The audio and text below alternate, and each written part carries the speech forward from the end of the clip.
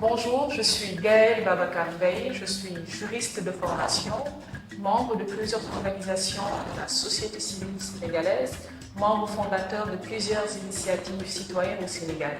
C'est pour moi un grand plaisir d'avoir pris part à ce projet de Power to Youth, grâce auquel aujourd'hui nous avons réussi à mettre en place une plateforme inclusive, une plateforme dénommée Tilabok qui veut dire « j'en fais partie ». Et en fait partie, eh bien, c'est cette jeunesse qui, à mon avis, ne devrait pas être considérée comme un groupe spécial, mais plutôt comme un groupe principal du fait de son poids démographique, du fait, bien évidemment, des questions qui aujourd'hui sont des questions de l'heure, qui, du fait aujourd'hui, sont des questions épineuses quand on parle d'insertion socio-économique des jeunes. Et donc, je pense qu'il est important que des jeunes puissent se lever d'un même pied, peu importe leur appartenance politique, peu importe leur conviction ou bien évidemment leur conviction politique ou leur appartenance, qu'elle soit religieuse, qu'elle soit culturelle, mais l'important est qu'aujourd'hui nous puissions avoir une question des jeunes au cœur des politiques publiques de notre pays. Aujourd'hui, cette plateforme réunit de jeunes parlementaires, réunis de jeunes conseillers municipaux, de jeunes élus locaux et bien évidemment de jeunes appartenant à des organisations de la société civile comme moi. Je suis activiste, mais cette plateforme nous a aussi permis, il faut le dire, de nous réunir et de pouvoir mettre en commun aujourd'hui nos forces, de pouvoir mettre en commun notre énergie et de pouvoir mettre en commun bien évidemment nos convergences. Il faut le dire, le problème des jeunes, ce n'est pas seulement l'accès à l'emploi, c'est aussi l'accès aux instances de prise de décision, c'est aussi l'accès aux services sociaux de base, c'est aussi l'accès bien évidemment à l'éducation, c'est l'accès à la santé, c'est l'accès aujourd'hui à un emploi, à un salaire qui puisse être à la hauteur des attentes de cette couche de la population, qui aujourd'hui, à mon avis, est le moteur de la croissance d'un pays.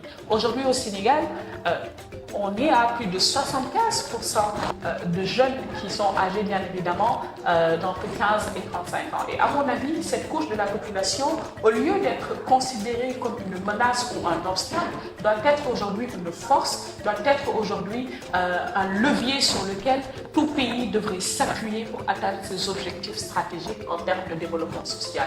Et aujourd'hui, j'avoue que cette plateforme est une bonne nouvelle. Cette plateforme nous a permis aujourd'hui de mettre sur la table les bonnes questions et de se dire que oui, il y a peut-être des obstacles, il y a des challenges qu'il nous faudrait aujourd'hui surmonter. Parmi ces challenges, c'est bien évidemment l'arsenal juridique qui aujourd'hui serait peut-être un frein pour que nous, jeunes, puissions accéder à ces instances de prise de décision. J'ai envie de me battre pour cette population, j'ai envie que nos questions puissent être prises en compte dans les politiques publiques. Je pense qu'aujourd'hui, toute personne qui est électeur pourrait être, à mon avis, éligible. Il faut aller dans d'autres pays où c'est des gens qui sont dans les instances de prise de décision. Personnellement, lors des dernières élections législatives, j'ai voulu aller à ces élections, j'ai voulu être candidat à police, mais malheureusement, je n'ai pas l'âge, j'ai 23 ans et au Sénégal, pour être parlementaire, il faut au minimum 25 ans.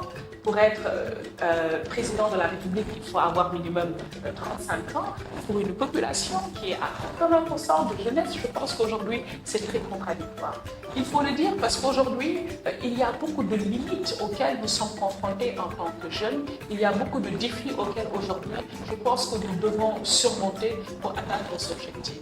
Il faut le dire, c'est arrivé à plusieurs jeunes qui aujourd'hui ont voulu briller, ont voulu aller à la conquête peut-être de ces instances de prise de décision, mais malheureusement, la défaillance peut-être de cet arsenal juridique en termes de prise en compte des besoins spécifiques des jeunes est malheureusement défaillant. Et c'est pourquoi aujourd'hui, il y a un problème qui se pose. Et je pense qu'aujourd'hui, grâce à cette plateforme, nous pourrons atteindre nos objectifs.